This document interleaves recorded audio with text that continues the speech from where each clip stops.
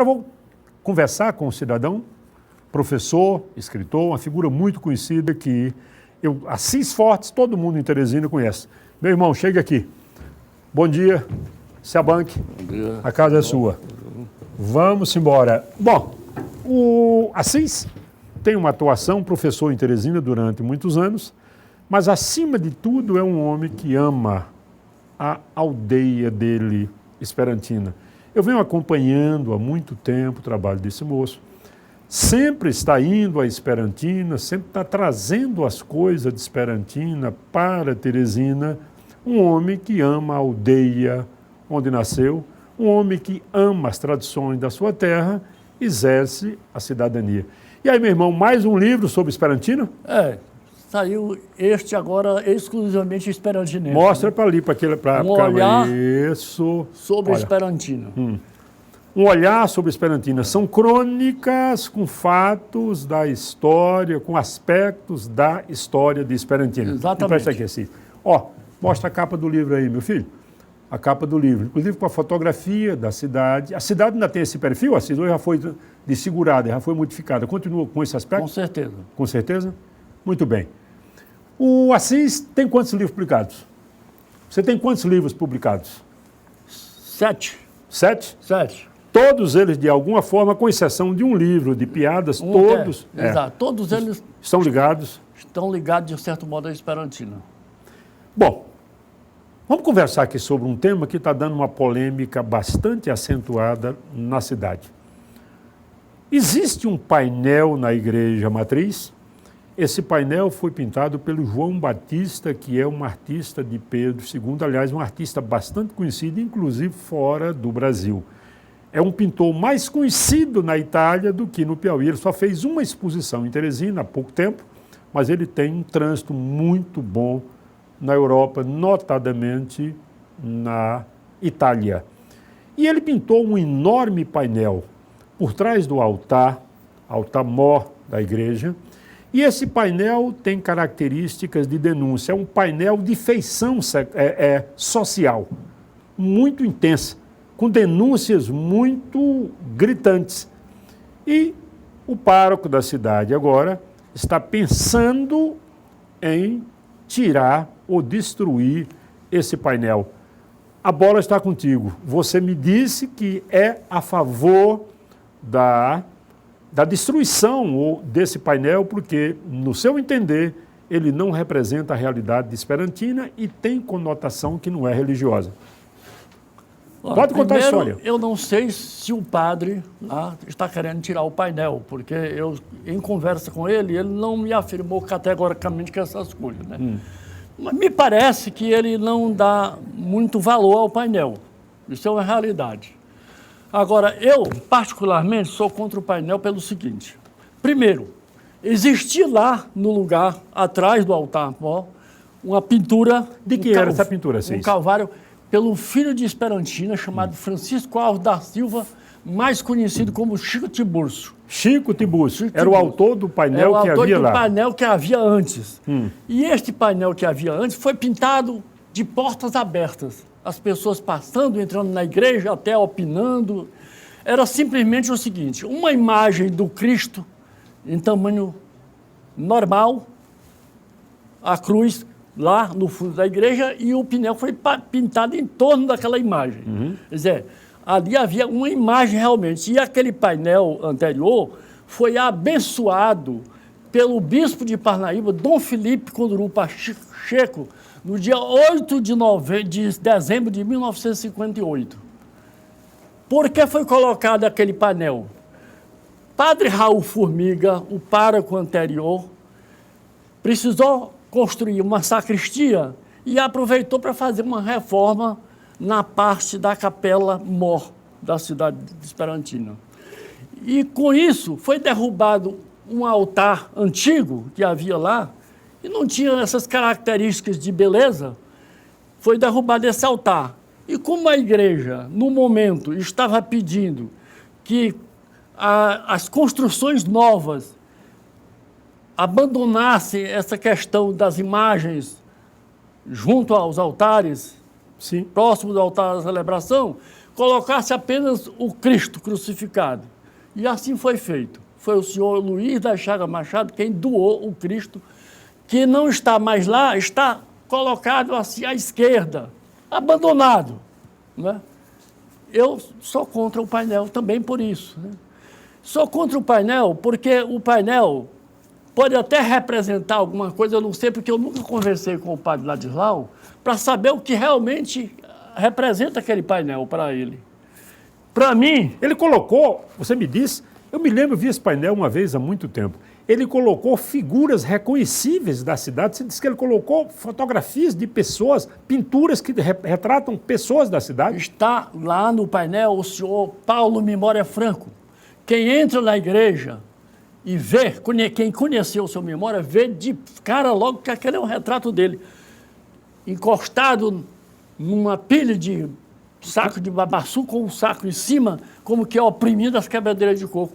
Eu, na minha opinião, o seu Memória não foi um opressor das quebradeiras de coco, foi uma pessoa que ajudou as pessoas. Ele tinha comércio em Esperantina, ele ajudava as pessoas, dava emprego. Não acho que aquilo esteja condizente com a personalidade que foi o seu Memória lá em Esperantina.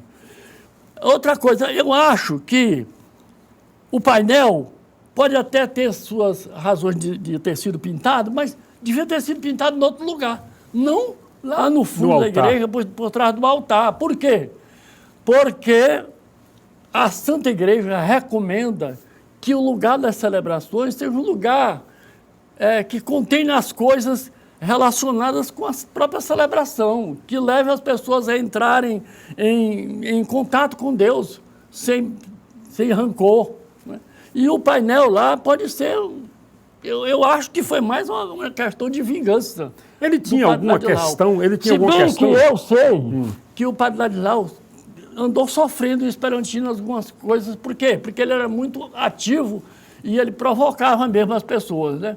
Então, houve lá no interior, num lugar chamado Brava, um lugar onde ele fez um barraco para juntar as pessoas para celebrar a missa, mas o dono da fazenda, lá em Esperantina, no interior, achou que aquilo ali era um salão para juntar os trabalhadores para se revoltar contra o proprietário, tocou fogo.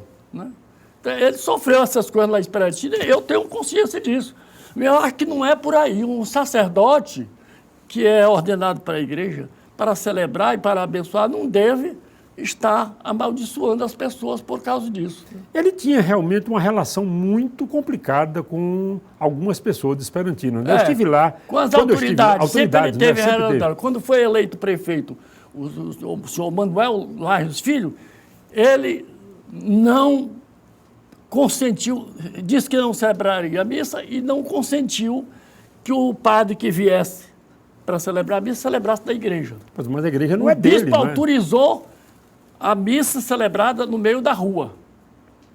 É uma coisa complicada. Porque ele não permitiu. Né?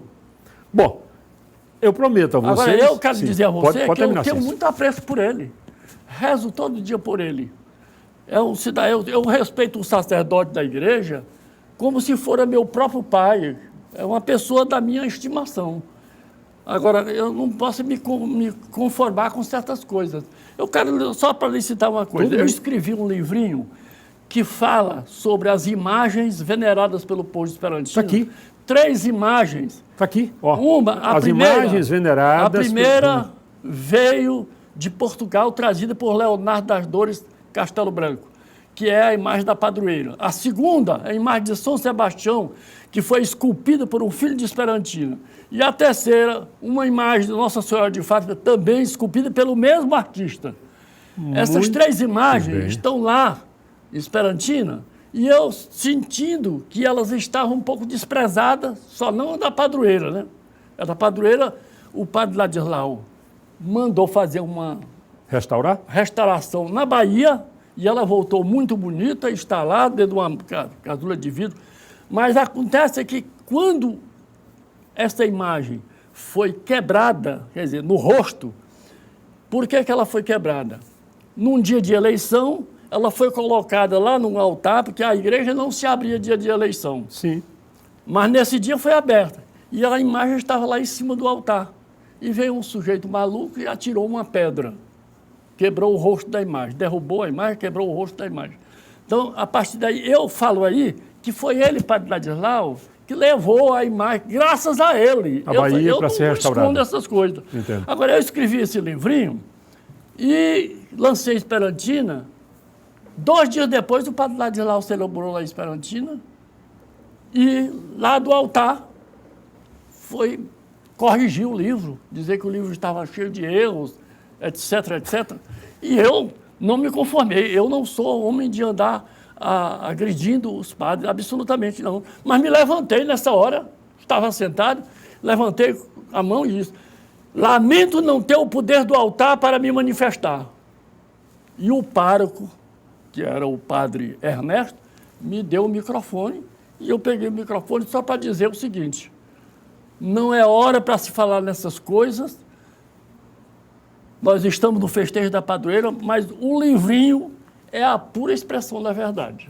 Você me falou alguma coisa, criação de um memorial, ou criação de alguma, com o nome do Leonardo Castelo Branco, Leonardo Carvalho. O que é? Vocês estão construindo o quê? Um instituto, um memorial, alguma coisa? Foi fundado agora. Sim. O Instituto Histórico, Geográfico e Genealógico Leonardo das Dores Castelo Branco. Fica onde? Dentro da própria cidade ou no lugar onde ele nasceu? Na própria cidade, agora. Ele nasceu em Cabaceiras? Ele nasceu no interior, num lugar chamado Taboca. Tabocas, exatamente. Eu até me orgulho disso, que por sinal, o lugar onde eu nasci, Marada do Meio, fica bem pertinho do A casa Taboca. ainda existe? A casa não existe mais. Existe ainda, parece, uns alicerces velhos, ainda na Chapada da Limpeza, para onde os pais dele se mudaram e onde ele certamente foi criado. Mas essa história eu não sei contar assim direito, né? Quem pode lhe falar mais a respeito disso é o professor Valdemir Miranda. Sim, mas eu quero saber, o memorial ou o instituto, está funcionando regularmente? Está começando agora, foi agora no dia 12. Vocês ainda têm, ao encontrar algum objeto que tenha pertencido ao Leonardo? Olha, o Valdemir tem, não objeto pertencente ao Leonardo, mas ele tem telhas de uma casa que foi de parentes do Leonardo, no lugar chamado Olho d'Água, pertinho de Esperantina, né? Eu não fui fazer a visita a essa casa agora, mas quando criança andei muito por lá. Eu passei na comunidade onde ele teria nascido. Você que está nos ouvindo aqui, o Leonardo é um personagem pronto para um grande filme. Eu não conheço nenhum personagem tão fascinante para o cinema quanto o Leonardo das Dores. Leonardo das Dores de Nossa Senhora. Leonardo da Senhora das Dores. Da Senhora das Dores. É correto o que você está falando, Ciné, porque acontece o seguinte, que na minha cidade, o Leonardo só tem um colégio com o nome dele. Mas o Leonardo está sendo esquecido. O povo de Esperantina, as autoridades não estão dando o devido valor. Já devia ter um busto de Leonardo da Esperantina, uma estátua, alguma coisa. Porque ele foi o grande líder da Batalha do Genipapo. Vamos listar aqui muito superficialmente. Numa época em que a palavra ecologia não existia, o Leonardo já escreveu Memória das Abelhas do Piauí. Isso. Ou seja, é o primeiro inventário que nós temos das abelhas do Piauí. 2. O Leonardo estudava física, era professor de física e tentou desenvolver um tipo de mecanismo que se retroalimentasse, que era o modo contínuo. Modo contínuo. E o Leonardo foi, acima de tudo, um patriota. Patriota no sentido de ir para o campo de batalha e guerrear. Acabou preso, foi mandado para Portugal e voltou de Portugal e adotou o nome das Dores de Nossa Senhora, não é isso? Leonardo assim, da Senhora das Dores.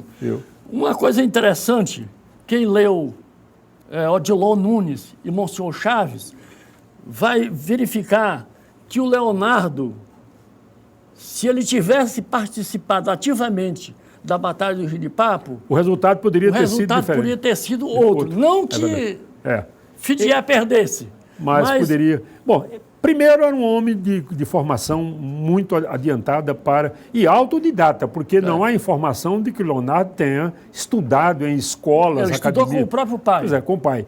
Era O físico, pai é que estudou com os jesuítas. era físico, era poeta, era ecologista e era, acima de tudo, um revolucionário.